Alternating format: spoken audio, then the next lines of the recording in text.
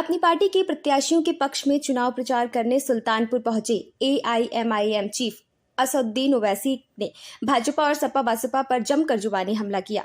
असदुद्दीन ओवैसी ने मंच से लोगों को संबोधित करते हुए कहा कि सपा बसपा आपको पिछले 30 सालों से डराकर वोट लेती आई है। आपने सपा बसपा को वोट दिया, जिसका नतीजा निकला ही आपकी पीठ पर खंजर मारा गया। आपके बच्चों को शिक्षा नहीं मिली, रोजगार नहीं मिला और गरीबी हमारा मुकद्दर बन गया। आप उन दलालों से बचिए जो लखनऊ और दिल्ली में बैठकर आपके वोटों का सौदा करते हैं और कौम कौम करके अपनी जेबें भरते हैं। सपा बसपा मिलकर बीते 2014, 2017 और 2019 के चुनाव में भाजपा को नहीं हरा पाए। ओवैसी ने कहा कि आज हिसाब का मसला उठ रहा है, ये मेरा और आपका मसला है, लेकिन इस मसले पर सपा बसपा अपना मुंह तक नहीं खोलते। वहीं ओवैसी ने भाजपा सरकार और गृह मंत्री अमित शाह पर तंज कसते हुए कहा कि यूपी के सीएम बड़ी बातें करते हैं, दावा करते हैं कि यूपी से माफिया भाग गया, क्रिमिनल भाग गया, लेकिन सीएम आदित्यनाथ नहीं बता सके कि सांसद अतीक अहमद की गाड़ियों पर गोली चलाने वाले कौन लोग थे।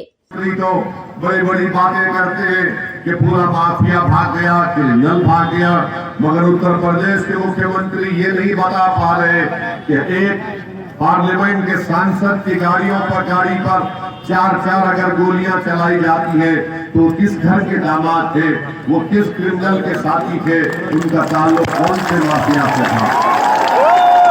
उत्तर प्रदेश के मुख्यमंत्री इस बारे में नहीं बताएंगे किसके रिश्तेदार थे। मैंने पहले भी बताया, आज भी बता रहा हूँ, मेरी जुबान चलेगी तो तुम्हारी बोलेगी, पर नहीं चलेगी। आदित्यनाथ, मेरी जुबान गरीब और मजलूमों के लिए हमेशा चलेगी। आज किसान रात में जगता है कि कहीं उसकी फसल जानवर ना खा ले। यहाँ शिक्षा पर कोई काम नहीं हुआ, अल्पसंख्यक और गरीब तबका यहाँ परेशान है। केंद्र के गृह मंत्री बोलते हैं कि वो 12 के बाद इंटर वालों को लैपटॉप देंगे। यानी जो 12वीं पास करके इंटर में जाएगा, ये आपको तो 12वीं और इंटर में फर्क ही नहीं मालूम और अब देश के होम मिनिस्टर बन गए। मोदी जी की तारीफ करना कि ऐसे शख्स को होम मिनिस्टर बनाया। हम तो सुनते थे कि अनमोल रतन अकबर बादशाह के पास थे, मोदी जी के पास तो भी अनमोल रतन इतने। वहीं जाते जाते असदुद्दीन ओवैसी ने सुल्तानपुर सीट से सपा प्रत्याशी पर तंज कसते हुए कहा कि यहाँ का सपा प्रत्याशी का नाम है अनूप संडा। उनका नाम तो अनूप रंगीला होना चाहिए था। जो अपने घर में वफा न कर सका, वो जनता से क्या वफा करेगा। मोदी जी 3 तलाक लेकर आए, लेकिन वो अनूप रंगीला पर नहीं लागू होगा, यही बताने आया हूँ। और डर आपको अगर डरना है ना तो सिर्फ अल्लाह से डरो। अगर आपको सोचना है तो उन दलालों से बचो जो लखनऊ और दिल्ली में बैठकर आपके वोटों का सौदा करते हैं। ये दलालों से बचो जो लखनऊ और दिल्ली में बैठकर आपके वोटों का सौदा करते हैं।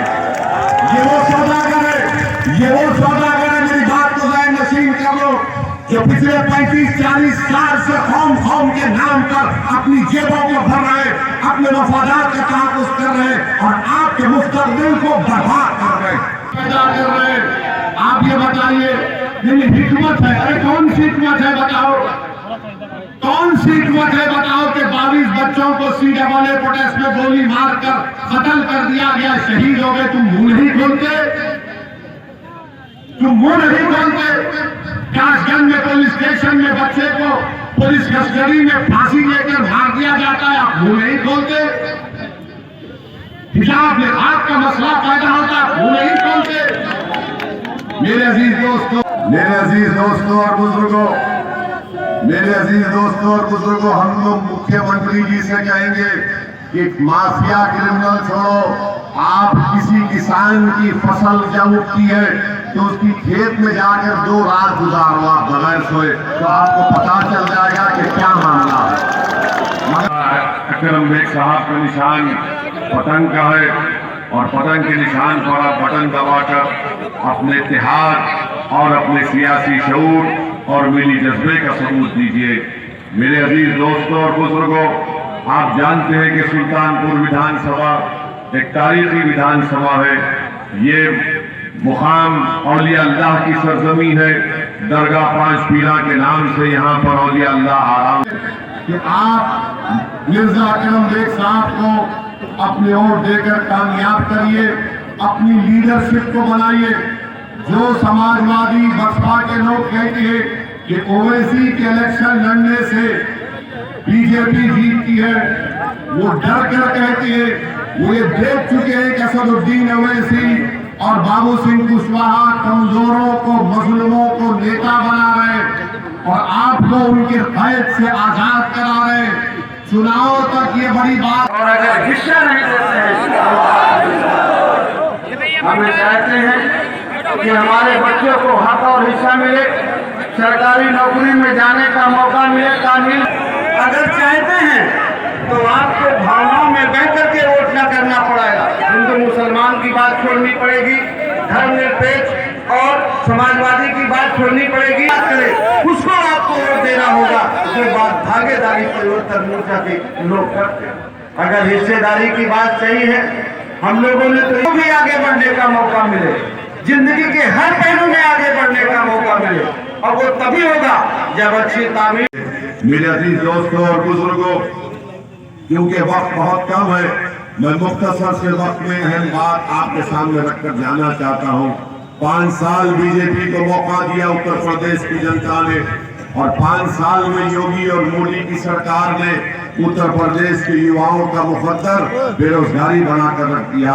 खबर भारतवर्ष के लिए सुल्तानपुर यूपी से राज जायसवाल की रिपोर्ट।